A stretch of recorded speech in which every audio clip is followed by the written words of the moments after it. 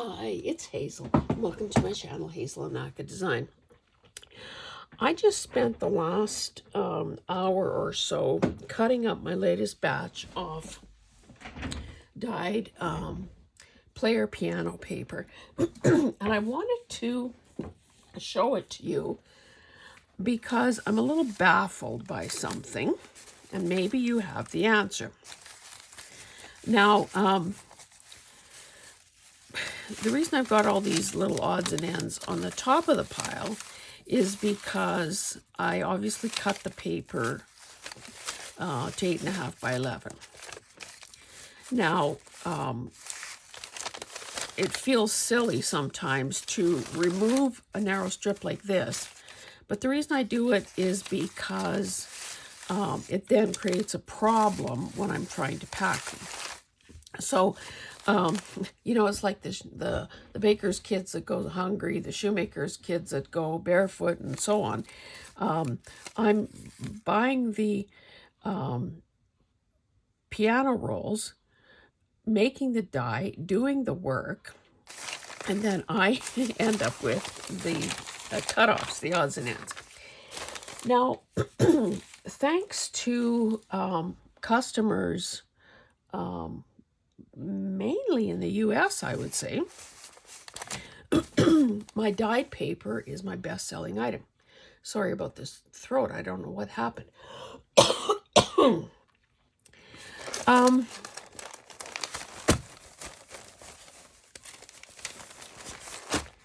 And originally, okay, a bit of background. I originally started with purple cabbage dyed paper. The results are beautiful, and I have shown that before, and I believe, if I'm not mistaken, I have digitized some of the most attractive sheets, in my opinion, to sell as digitals, because not everyone can or wants to buy the real deal. So I thought, then I did some blueberry ones, and I did a video about that. Anyway, every time I buy a bag of avocados, I obviously eat them, hopefully, before they go bad. And then I salvage the pit. I scrape out the excess meat, pulp, and I throw the washed skins and the pits into a Ziploc bag in my freezer. Well, the bag was getting really full a few weeks ago, and I thought, well, it's time to, you know, do some dyeing. Now, as hard as it is to believe, this green hairy skin and that brown pit actually turn into sort of a pink dye. And I have done avocado dyeing in the past and have gotten good results. This time I thought, well, let's try it on piano paper, because if people like the purple cabbage and if people like the blueberry, they'd probably like the pink ones too. Well, look what happened. Now, of course, with using plastic and cloth, doilies, tablecloths, whatever, there is, I don't wash any of that stuff after a dye session. I just let it build up. So, you know, on fabric, I can see it bleeding. On plastic, you would think it evaporates and dries. Well, maybe it dries. I guess it doesn't evaporate. So I don't know what, I mean, this is, to my eye, now I've got artificial light on here, but this has kind of a greenish tinge, and there is some blue. I've never dyed anything green, so why, oh why, is there no pink, is the $64,000 question. So I went through the sheets, and the ones that were particularly, you cannot believe what I'm smelling here. Luckily, this will, over time, air out and Nobody's ever complained about the smell, but we know cabbage isn't one of the top 10 smells in the world. Just trying to... Okay, so here are a few more. So this has some blue on it, but again, no pink. This has some blue. There was no indication whatsoever of any pink. Now, as I looked through the sheets, actually I did this before we went to Colorado, in fact, so it stayed. I kept it out of where the sun would not hit it and further fade any, do any fading. Now, I have to say that having put that distance between between these results and, looking at this again yesterday, today, these are beginning to grow on me. So I think I'm going to be changing, in the shop, I think I'm going to be changing the description just to natural dyed, or I don't even know, is an avocado, I guess, is a vegetable. Or is it? I don't know. Anyway, let's stick with natural and be on the safe side. Because I'm thinking the beauty of these lighter colored pages is that you can easily write on them. They would also, I think, sort of fall into a grungier definition.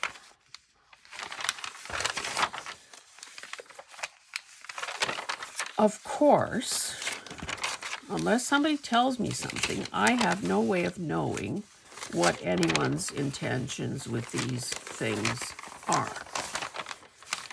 So, the ones that I thought were the most unsatisfactory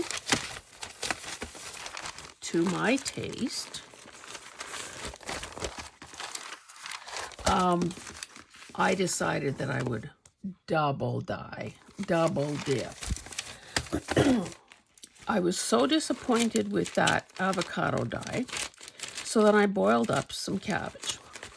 And of course, I still had some of the avocado stuff. Anyway, long story short, I did end up towards the end of the batch, to the end of the process, to mixing it together. So, it's a bit of a chemist's nightmare here, I think.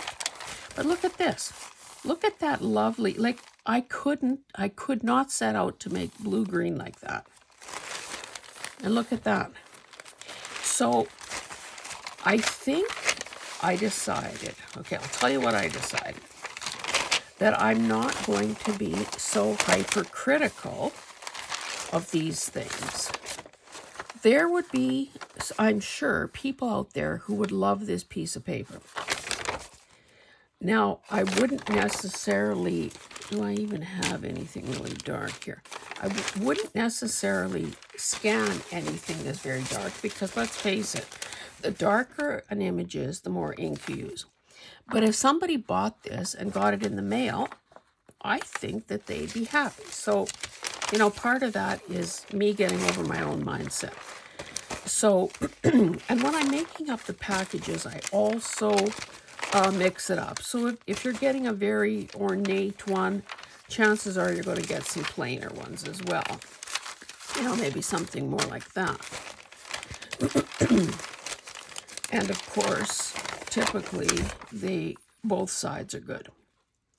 I like the way this writing on some of the rolls, this writing on some of the rolls is almost, I don't remember, it almost looks like a teal color to me. Excuse me. So, it'll be mixed batches as usual. Now, something like this, I wouldn't scan, even though I'm sure it would still be lovely in a project. I'm not sure. I've never had any really, I don't understand why some of them turned out so solid. you know, with virtually no design to them. But again, okay, you can see pink something running through there.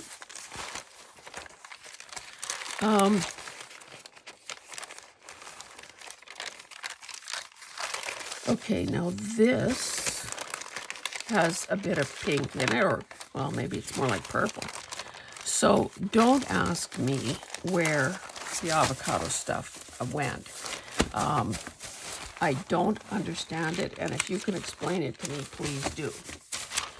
So that is sort of what I wanted to say about that. I don't know if I can even find something that looks remotely pink here. I was doing, oh, maybe there's some here. I was doing some scanning of the blueberry papers prior to this, and I will be listing or putting together a digital kit with those.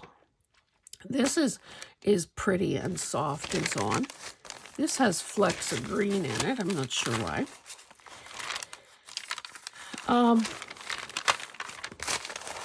So I do want to show you something else, though. Because after a person has, like, I cover my island with long strips, the length of the island, and, you know, kind of as many layers deep as I can do before I run out of doilies and stuff.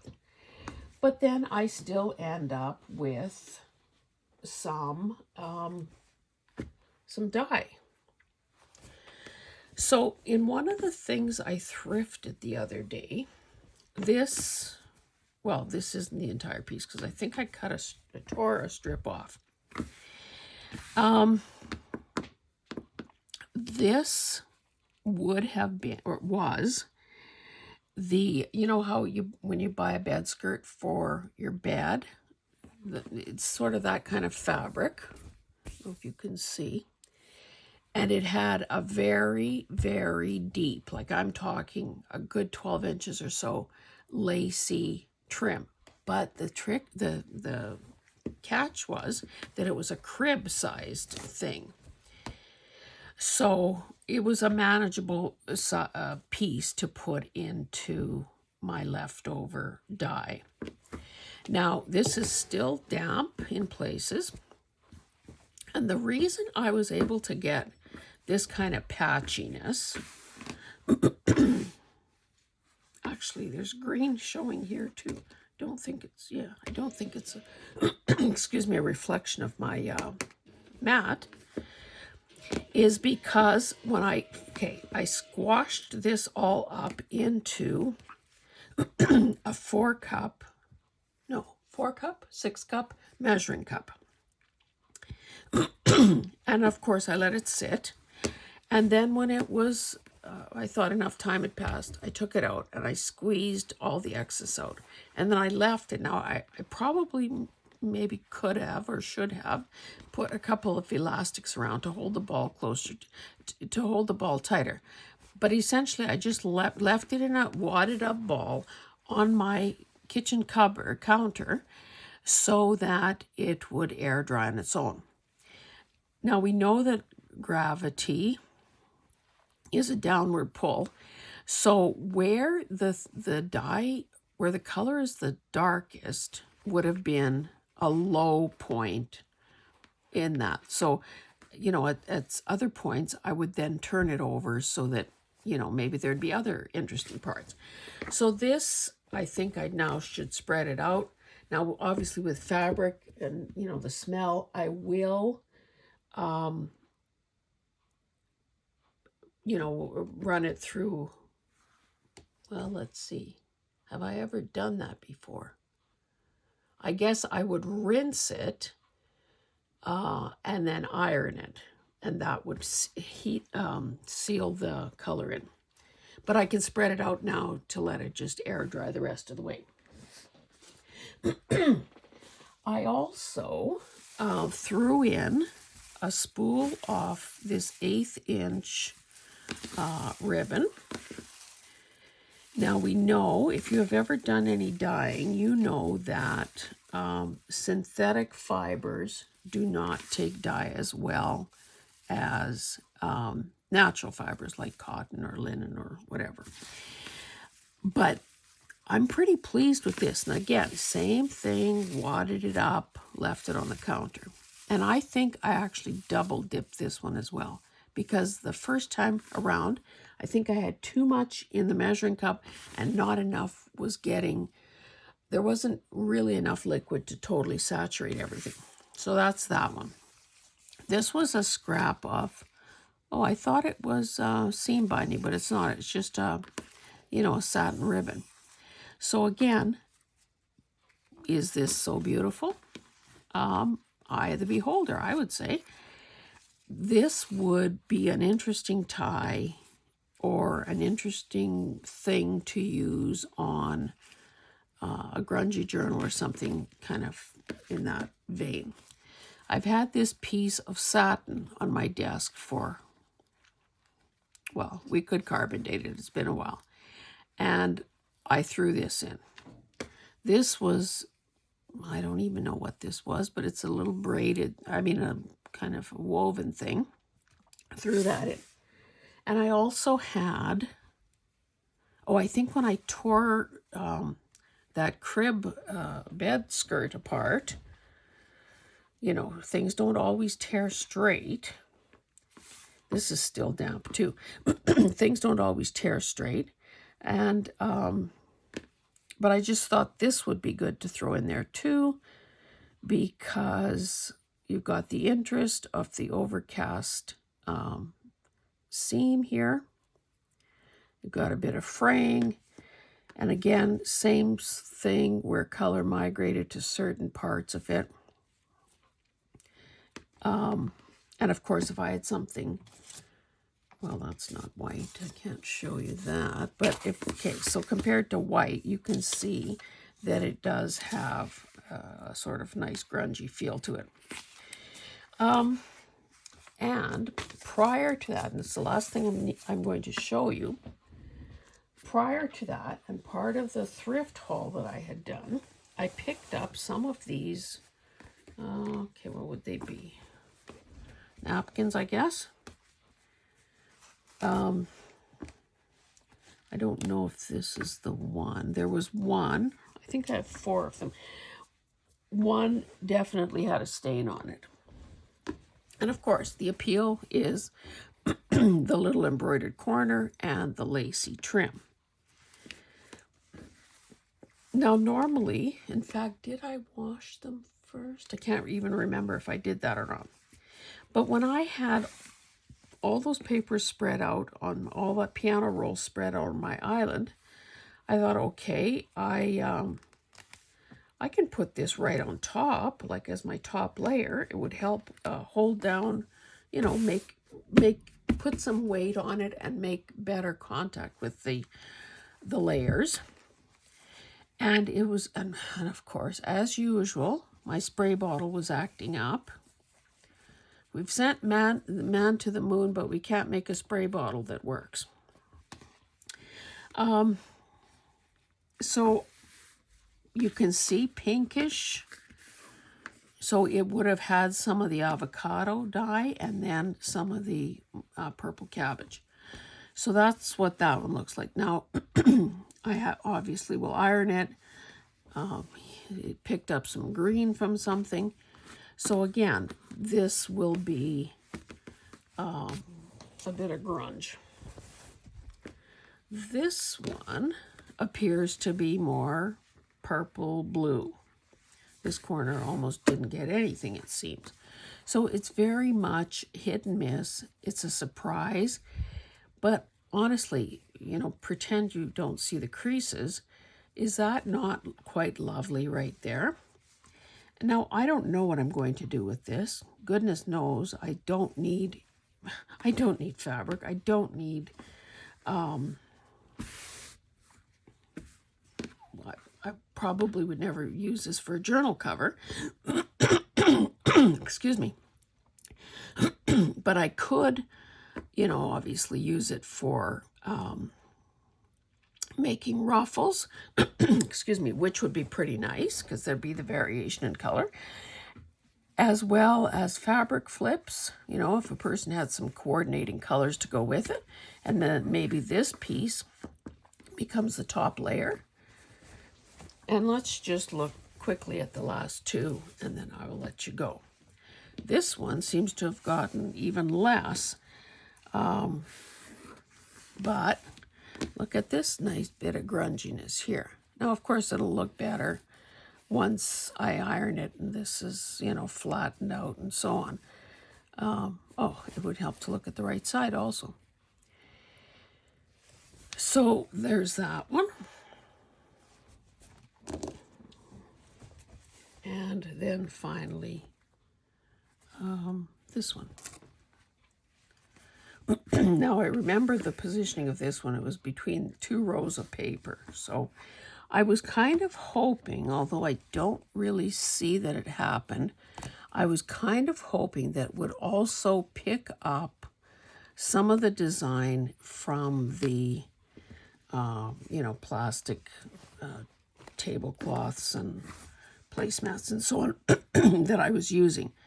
That does not appear to have happened. So I guess in keeping with my 2025 word, which is risk, I took a risk on, particularly with this, and I guess even to some degree with this. And I just want to encourage you that we can stick with what we've always done and probably get what we've always gotten, or we can attempt to step out of our boundaries, step off the ledge. I go plummeting to our death. No, step off the ledge and make a leap, you know. What's that? Take a leap and the net will appear.